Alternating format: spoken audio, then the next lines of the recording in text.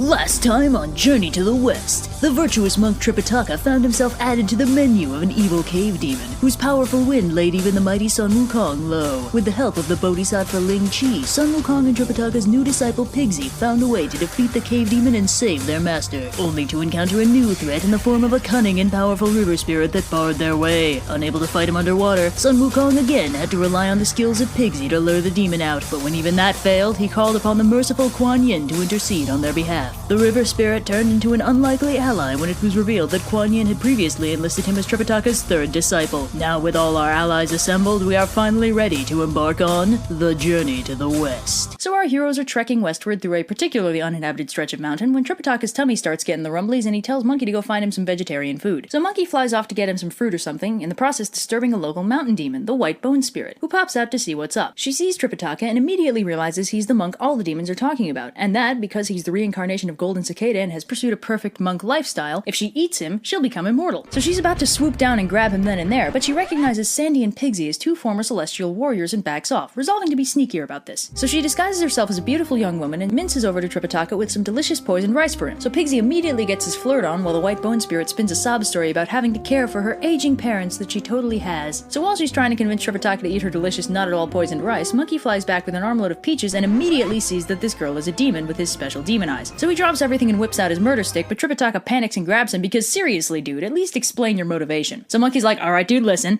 Disguising yourself as a hot chick? That's like man-eating demon trick number 1. Hell, I did it all the time back when I ate people. Amazingly, this stirring argument fails to convince Tripitaka, so Monkey's like, alright, I get it. You think she's hot. How about I give you two lovebirds a little privacy? And while Tripitaka's paralyzed with embarrassment, Monkey smacks the demon in the face. So Tripitaka's like, Monkey, what the hell? Well, Monkey points out that the delicious, totally not poisoned rice had rotted and filled with maggots as soon as he killed her, which is not typically a trait of healthy food. So Tripitaka almost believes him until Pigsy, extremely salty about Monkey ruining his chances to score, goes all, oh sure, come on, what's more likely? That Monkey just killed a demon? Or that Monkey just murdered an innocent girl and used his powers to make you think he killed a demon? So Tripitaka gets really mad and uses the magic migraine spell, then tells Monkey that a killer can't be one of his disciples, but Monkey manages to persuade him to let him stay, and the group awkwardly treks on after burying the totally innocent girl. Speaking of, the White Bone Spirit had actually dropped her body right at the moment of impact and skedaddled off into the sky, leaving her body below. She starts working on how to get rid of Monkey so she can get some of that sweet man flesh. So she turns into an elderly woman and hobbles up to the group like, excuse me, have any of you seen my beautiful innocent daughter that totally came this way a little while ago? I'd hate to think that something happened to her. So Monkey obviously insta-kills her, again, and Tripitaka flips out, uses the migraine spell, and with Pigsy's encouragement, kicks him out of the group again. But Monkey's like, alright, but if you're gonna kick me out, could you at least get this stupid thing off first? Which is when everyone learns that Tripitaka has no idea how to get Monkey's cursed hat off his head. So he agrees to keep Monkey on as a disciple, since it wouldn't be fair to cut him loose without actually cutting him loose, and they continue on together. Soon enough, they spot a totally innocent old man in the distance, and Pigsy's like, oh, horror of horrors! Clearly this is the patriarch of the family that Sun Wukong so callously murdered for no reason. Clearly Monkey will use his great powers to escape justice and leave us to take the blame.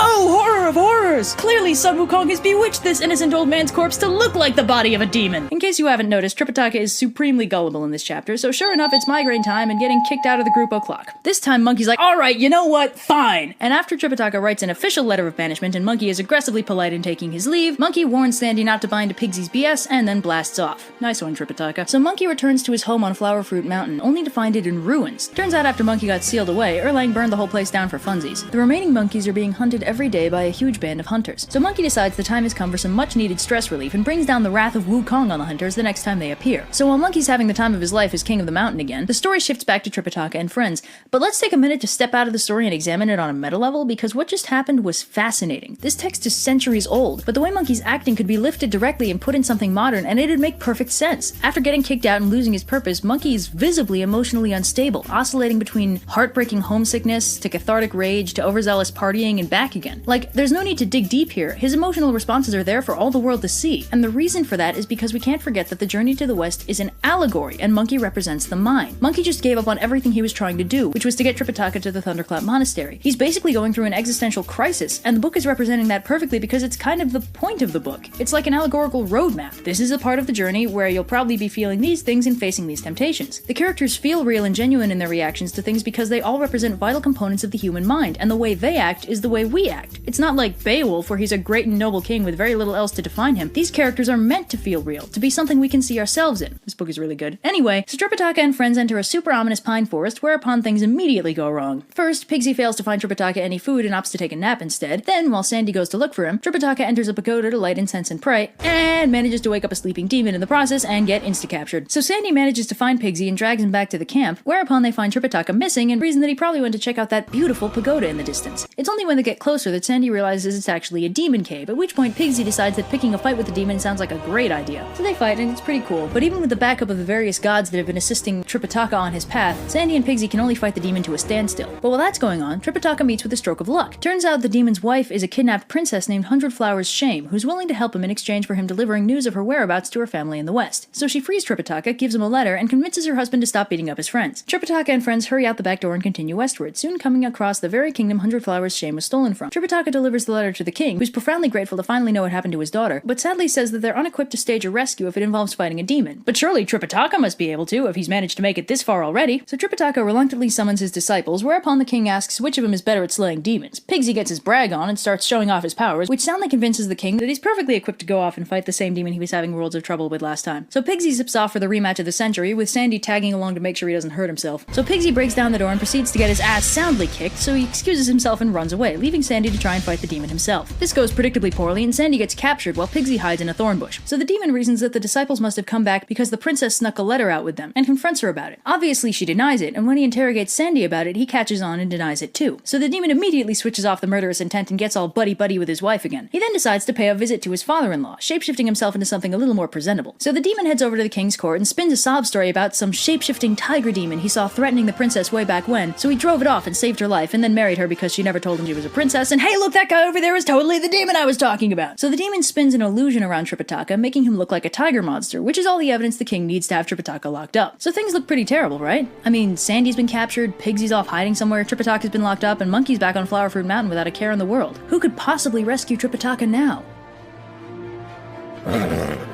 That's right! It's finally the horse dragon's time to shine! So the dragon turns back to his true form and scouts out the palace a little, and sees that the demon has returned to his true form and is currently in the process of eating his attendants and drinking all the wine in the palace. So the dragon shapeshifts into a beautiful young woman and scoots into the hall, impressing the demon with magic tricks and singing for him. Soon enough, the demon asks if she can dance, and the dragon's like, oh, a little, but it'll look much better if I use swords. So she does a little sword dance for him until she spots her opening and takes a swing. The dragon turns back to his true form and does battle with the demon for a while, but he's clearly outclassed and ends up having to run after his leg gets injured. He hides at the bottom of the moat until the demon loses interest and then turns back into a horse and limps into the stable for the night. Soon, however, Pigsy comes crawling back, hoping to get some help in rescuing Sandy. Instead, he gets chewed out by the horse for being too overconfident and ruining everything. Pigsy decides the sane course of action would be to pack his things and return to his peaceful life in the village with his own kidnapped wife, but the horse is having precisely none of his sass today and refuses to let him leave, unless it's to go apologize to Monkey and get him to sort this all out. So Pigsy reluctantly flies off to Flower Fruit Mountain, whereupon he finds Sun Wukong hanging out with his enormous monkey army. Pigsy tries to sneak closer, but Monkey spots the intruder and has his monkeys bring him up to the front. He immediately recognizes Pigsy, and after being assured that he hasn't been banished too, Pigsy, rather than owning up to the disaster scenario, instead tells Monkey that nothing's wrong, Tripitaka just missed him so much. So Monkey's like, neat, in that case, let's just hang out for a little while. So Monkey leisurely spends his morning hanging out on his beautiful mountain and eating fruit, while Pigsy tries to find ways to persuade Monkey to leave right this second without seeming too desperate. After a while, Pigsy's like, well,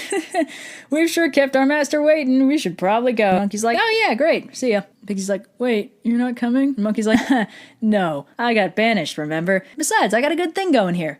Tell Tripitaka not to bother me again. So Pigsy leaves, but he's only a few miles down the mountain before he starts ranting and insulting Monkey, so Wukong has his monkeys recapture Pigsy and bring him back to explain his poor manners. So the truth comes out as Pigsy explains how everything went wrong, although he does embellish a little to motivate Monkey to come help him. So Monkey flies to the demon's lair and immediately abducts two of the demon's children, offering to release them in exchange for Sandy. The princess runs back inside and frees him, and Monkey, after reuniting with Sandy, sends them off to the palace with the two kids in tow to lure out the demon and bring him back to his lair. Meanwhile, Monkey shapeshifts into the princess and waits in the cave for the demon to return. So Sandy and Pigsy drop the kids in front of the palace, killing them, but it's okay because they were evil or something. And the demon, a little too hungover to want to fight, decides to check his lair first to see if they really were his kids and if he needs to avenge them. So the demon returns to his cave, whereupon he finds totally the real princess crying her eyes out about her two dead kids. The demon's like, ooh, I'm gonna get him right after I make sure you're okay, darling. Princess Monkey is like, oh man, I'm just so distraught. So the demon's like, don't worry, honey, I've got an elixir for exactly that. Whereupon Monkey takes it, swallows it whole, and reverts to his true form in preparation for some cathartic ass kicking. So they have an epic battle and it's really cool, but when Monkey fakes an an error and uses the opportunity to get in a solid hit, the demon straight up vanishes. Monkey scans all 4 directions but can't find him, puts 2 and 2 together, and realizes that the demon must have been a heavenly spirit, which explains why he couldn't find him anywhere on Earth. So he busts his way into heaven again, what is this, like the 4th time, and demands to know what spirits were unaccounted for. Turns out the demon was really Ravati, the woodwolf star, known to us modern people as Zeta Piscium. See, turns out the princess was actually another heavenly courtier, in this case an incense tender, who desperately wanted to elope with him. He was afraid that such an act would be unthinkable in heaven, so the 2 of them departed to Earth to carry on their love in secret. And yeah, if you think too hard about it, it kinda makes the entire story fall apart, but we don't have to worry about it anymore because the demon is in custody and all that's left to do is to pick up Tripitaka. So the princess explains everything to her father the king, and they head down to get Tripitaka, who's still locked up in the illusion of a tiger. After Monkey gets his sass on for a little bit, he frees Tripitaka from the spell and everyone is friends again. Will Pigsy stop being dragged around by his own base desires? Will Sandy ever win a fight? Will Tripitaka learn to trust Monkey's judgment? Will Monkey learn the benefits of communication? And will the horse ever do anything